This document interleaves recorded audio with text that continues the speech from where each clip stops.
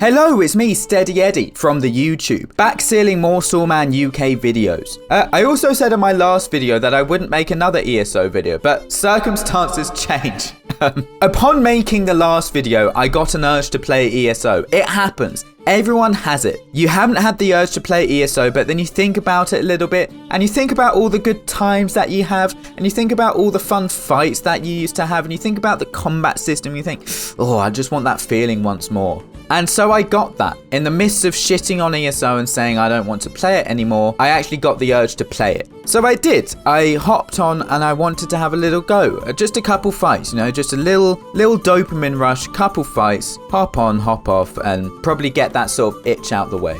Anyway, I hopped on and there were no fights to be had. It was 11 PM, which I'll talk about in a bit. That used to be the tail end of prime time on PCEU. But I looked at all the campaigns, Ravenwatch, Blackreach and Greyhost, and none of them had population.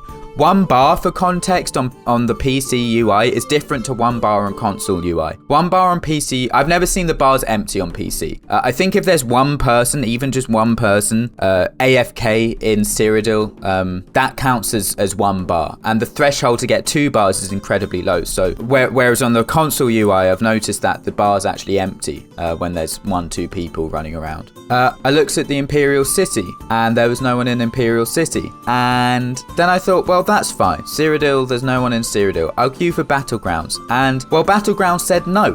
Battlegrounds said 10-minute queue for you, Steady Eddie, which suggests that there was no one queuing for BGs because I don't have any MMR. I haven't played the game in a while, so the MMR can't be high enough that it's struggling to find other high MMR players for me. It must just be struggling to find players at all. And I ended up playing 3 Battlegrounds that night. All of them had about a 10-minute queue, and all of them had the exact same players in them. And these players, some of them had really high skill levels and some of them had really low skill levels, which suggests to me that they couldn't find enough players of the same skill level to fill up a Battleground. And that's kind of scary, that there's 12 people in a Battleground and they were struggling to fill a 12-person Battleground at 11 PM. And the thing is, whenever you demonstrate or show things like this, someone always comes along and says, well, you're on at the wrong time, or my server's busy. And there are people on at prime time PCEU, but the point is that the prime time has got smaller and smaller. And 11 PM used to be prime time.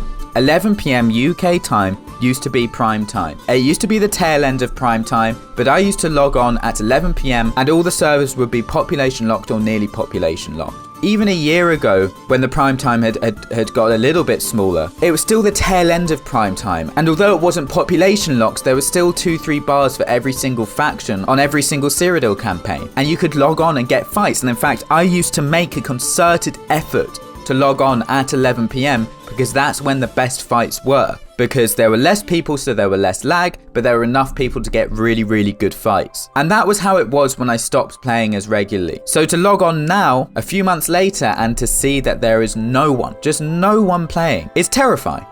Okay, maybe terrifying is exaggerating since it is just a video game, but it's a little bit sad. It's just sad because it's felt so out of control of the players. And I talked in my last video about how I personally was burnt out of ESO, and so it's hard for me to look objectively at the game. But the thing I realized is that almost everyone is burnt out of ESO at the moment. No matter if they have 1,000 hours, 4,000 hours, 8,000 hours, every single person is burnt out. And this didn't happen in the past. This is Steady Eddie in the editing studio with a little disclaimer. Obviously not every single player is burnt out of ESO, otherwise there would be 0 players online. However, there is definitely a general consensus that more players than ever are looking for other games and are dropping ESO and aren't playing it as regularly as they used to. And even if you aren't burnt out of ESO, you can't deny this general feeling that seems to exist across Discords, YouTube, social media, Twitter, and it's not just whiny PvPers, it seems to be a lot of people across the player base, from questers to sweaty PvE endgamers.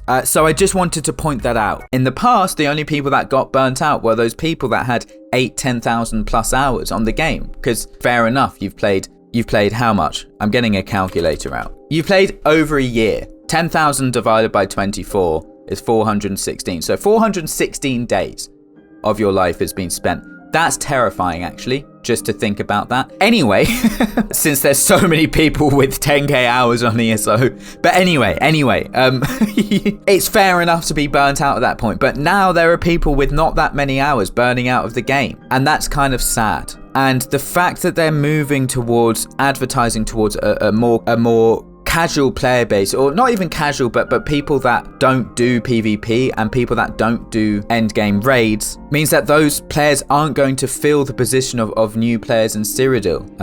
And so before, when those long-time vets burn out and stopped playing, there was an influx of new players. There's always an influx of new players into Cyrodiil, and now there just isn't that, because the player base that's attracted to ESO now, based on what they do and what they output, are not people that will go into Cyrodiil or get into Battlegrounds. And I don't know how much the developers care about that. I would say they must care about it. You know, it's something in their game. And the problem is they only have themselves to blame, because the reason people are so burnt out is because of how many dodgy balance decisions there have been and how boring the combat has become with the hybridization changes and all the other changes that they've made. People being burnt out on this game, I think, is directly to do with the changes to the combat in the game, the changes of the core fundamentals of the combat, and also to an extent that there's even the sets that they've added make it easier to play yourself but harder to play against as well.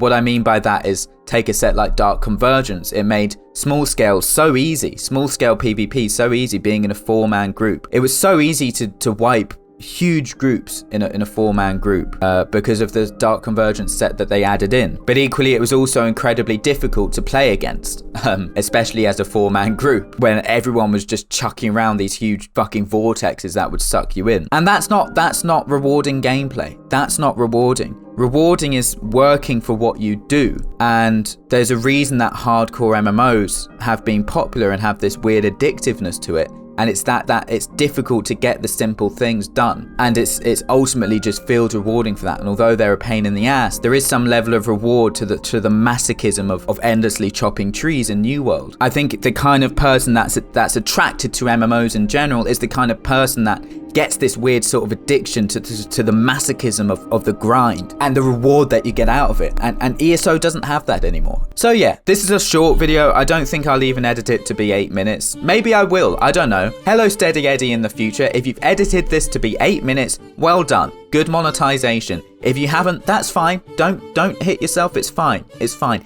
It happens. So thank you for watching. I'm going to get back some gameplay videos, I think. I'm going to link my Patreon from now on, like a good little YouTuber. Thank you to B-Fletch for being the first patron on the channel, apart from Soupy, who did that months ago. Thank you, Soupy, as well, for that support. Right now, B-Fletch is the sole supporter of Patreon. So if you want to join them, the link is down below. And I shall see you in the next video.